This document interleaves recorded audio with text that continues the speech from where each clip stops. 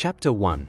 Zeno-sama's mistake. In all alternate timelines, Goku is responsible for the elimination of existence itself, but in one dimension among a million, something different happens.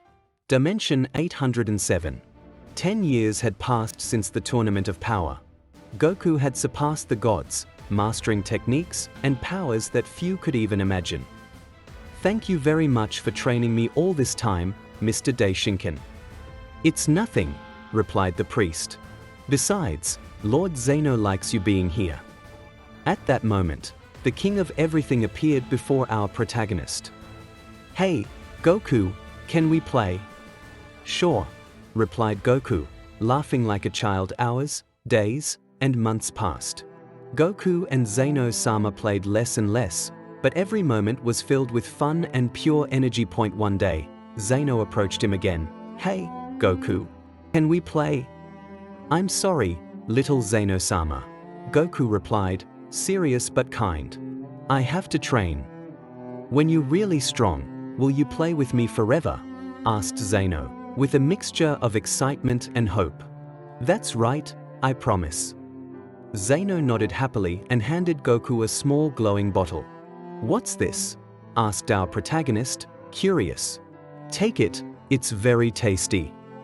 Goku tasted it. "It's true, it's delicious," he exclaimed, enjoying the taste. "This was given to me by the king of everything." He didn't manage to finish his sentence. In an instant, the palace of everything began to shake. Blinding lights, flashes of pure energy, cracks opening up in space. Everything was falling apart around him. Goku fell to his knees, unable to comprehend what was happening. "Zeno-sama?" he cried, as the entire multiverse began to fade away. Every tear that fell from his eyes seemed to weigh a ton, for the pain of destruction was so real that he felt it in every cell. "No, this can't be happening," he whispered with a broken voice, his heart breaking as he watched the memories of millions of lives disappear in an instant. The new power and absolute consciousness he had gained allowed him to see every soul that was extinguished because of him, because he was unable to control that unimaginable power.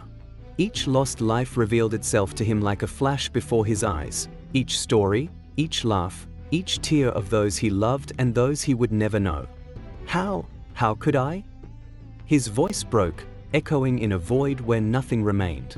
"All this, because of me." Although his heart was filled with guilt, a spark of determination began to shine. He couldn't undo the past, but he could fight for a future, even if it was one that no one else could imagine.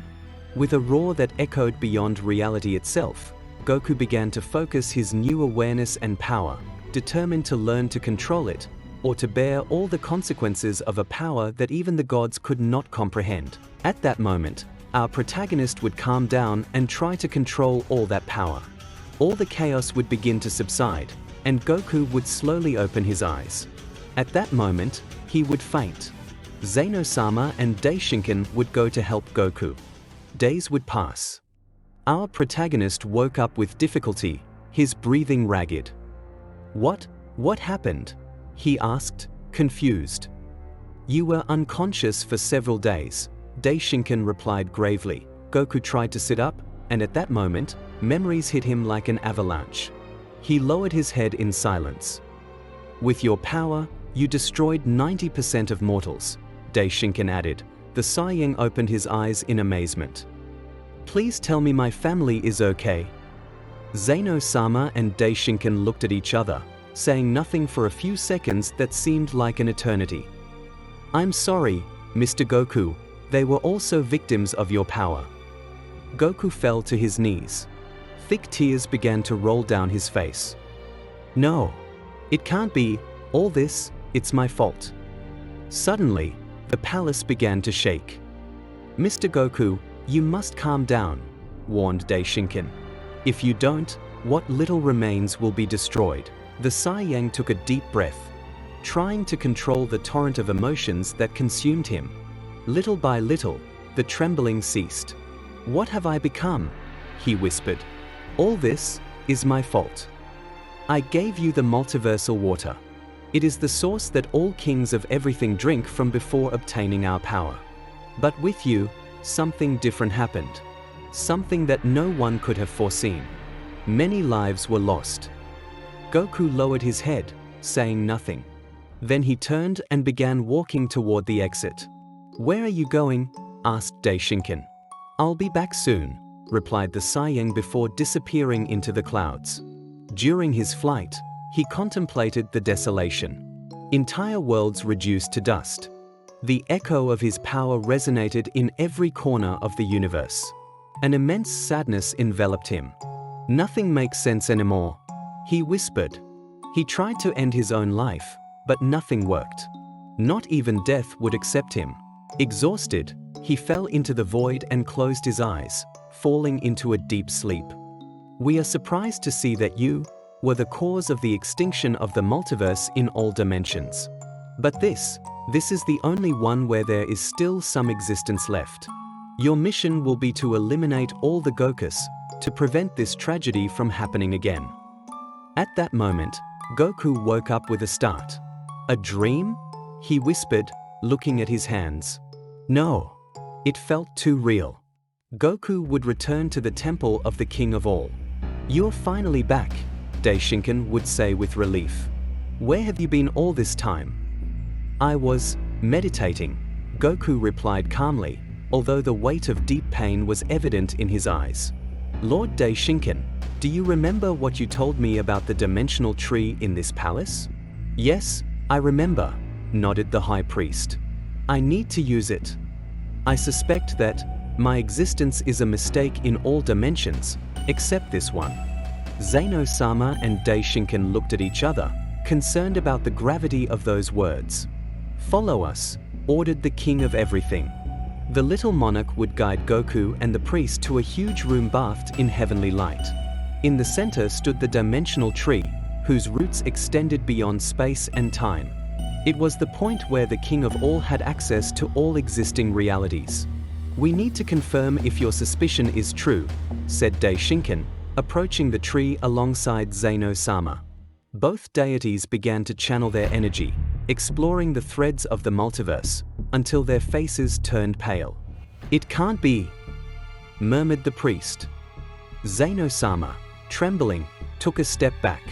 "It's true, you are an error in all dimensions," he whispered in a broken voice. "Your existence has altered the stability of everything." Goku remained silent, his face darkened. "We have to change the course of history," Zeno-sama finally said, with a tone of fear he had never shown before. The echo of his words resounded throughout the vast temple, marking the beginning of a new destiny. Goku decided, "I will be the one to eliminate my other versions." With that resolution, he entered a new reality. Dimension 132, he murmured to himself as he crossed the dimensional veil. He headed back to the palace of the King of All, his heart heavy. "It can't be, it's happening again," he whispered as the earth began to shake. The nearby planets crackled like leaves, fragments of the world broke off and floated in the void. "Damn it!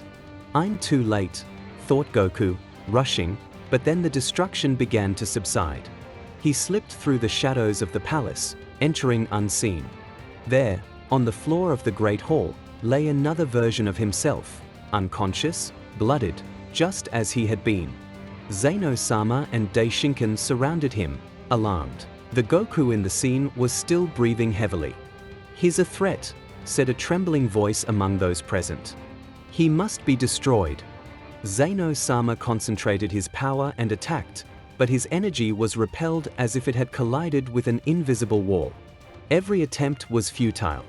Meanwhile, Daishinkan worked feverishly to repair the palace and restore order.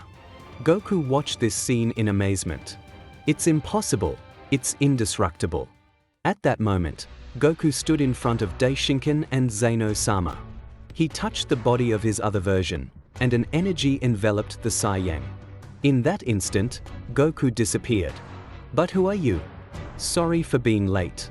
The Saiyang would disappear from the sight of the deities, who were left bewildered. The Saiyang returned to his dimension. Daishinkan and Zeno-sama were waiting for him. Goku fell to his knees on the ground. "What happened?" asked the voice of one of the deities. I failed. I was too late, whispered Goku. But even so, I eliminated him. Don't be frustrated, Daishinkan replied calmly. There are still millions of realities we can save. Goku looked up, remembering the past events, how Zeno-sama tried to eliminate him, but our hero would not speak about what he had seen. Suddenly, a familiar voice echoed in the chamber. You're finally back. Goku's eyes widened instantly when he saw Whis.